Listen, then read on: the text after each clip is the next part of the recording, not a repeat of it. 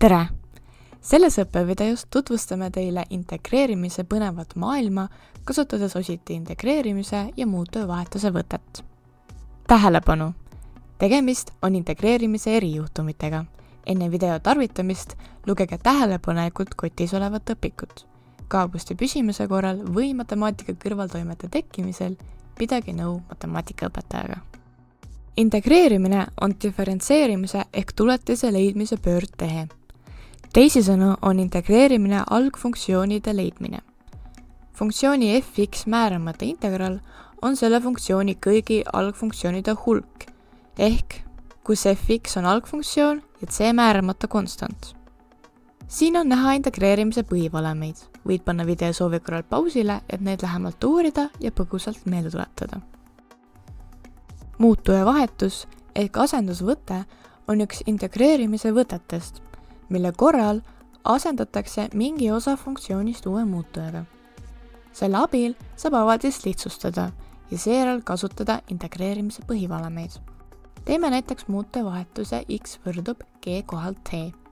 Leides mõlemast avaldise poolest tuletise, saame avaldada dx-i.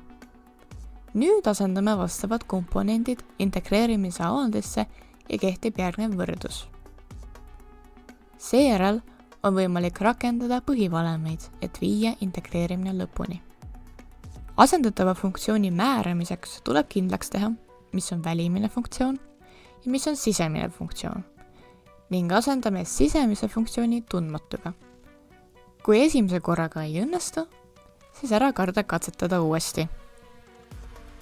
Järgnevalt selgitame muutujavahetuse võtet näidete abil. Esimeses näites koosneb integreeritav avaldis astmefunktsioonist. Kõigepealt valime funktsiooni, mida soovime asendada.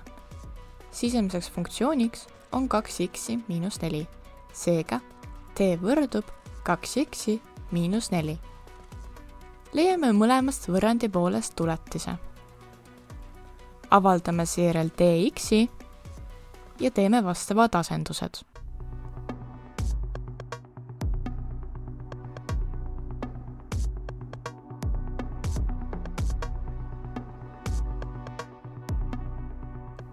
Toome kordajad 3 ja 1 kahendik integrali märgi ette. Seejärel teostame integreerimise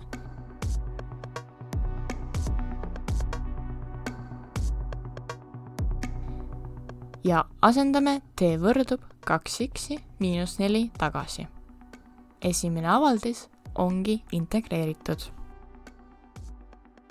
Teiseks näiteks võtame funktsiooni, mis koosneb 2 tegurist, kus üks tegur on teises teguris sisemise funktsiooni tuletis. Sisemiseks funktsiooniks on x ruudus. Seega teeme asenduse. t võrdub x ruudus. Seejärel diferentseerime võrrandi, avaldame dx-i ja teostame vastavad asendused. Selle tulemusena x-id taanduvad ja saame integreerida.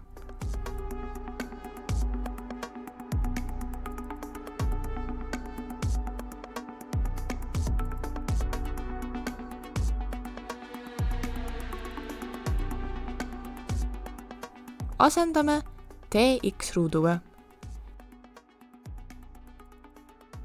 Ja olemegi edukalt integreerinud funktsiooni muutujavahetusega. Ositi integreerimine on üks teine võtetest, mis aitab integreerimist lihtsustada. Selle võtte puhul rakendatakse konkreetset valemit. Valemist nähtub, et ühe integrali leidmine asendab lõpuks teise integrali leidmisega. Üldjuhul kasutatakse ositi integreerimist, kui tegu on 2 funktsiooni korrutise või jagatisega, millest üks on kas astmefunktsioon, eksponentfunktsioon, trigonomeetriline funktsioon, logaritmfunktsioon või arkusfunktsioon. Uurime nüüd, kuidas ositi integreerimise valem töötab. Esmalt tuleb valida, milline avaldis on u ja milline dv. Kuigi valik kohe ei õnnestu, siis vahetame avaldised ära. Arvestama peab, et avaldisest u tuleb leida tuletis ja avaldist dv integreerime.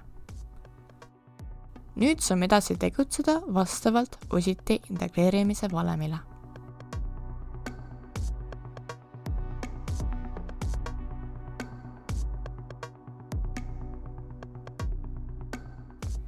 Lõpuks integreerime juba lihtsustatud funktsiooni.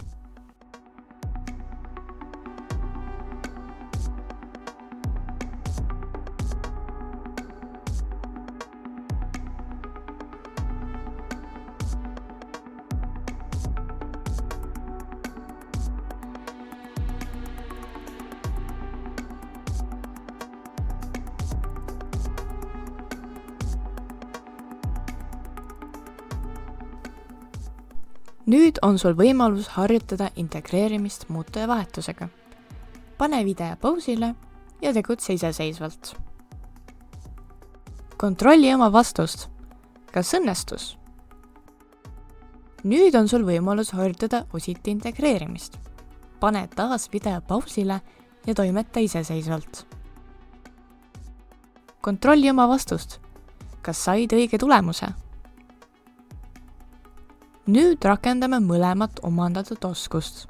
Järgnevas ülesandes tuleb kasutada nii muutujavahetust kui ka OSIT-i integreerimist. Pane video pausile ja lahenda. Kontrolli oma vastust. Kui said õige tulemuse, siis oled üliäge. Aitäh, et vaatasite meie õppefilmi ja loodetavasti olete nüüd paremini kursis integreerimise 2 eri juhtumiga.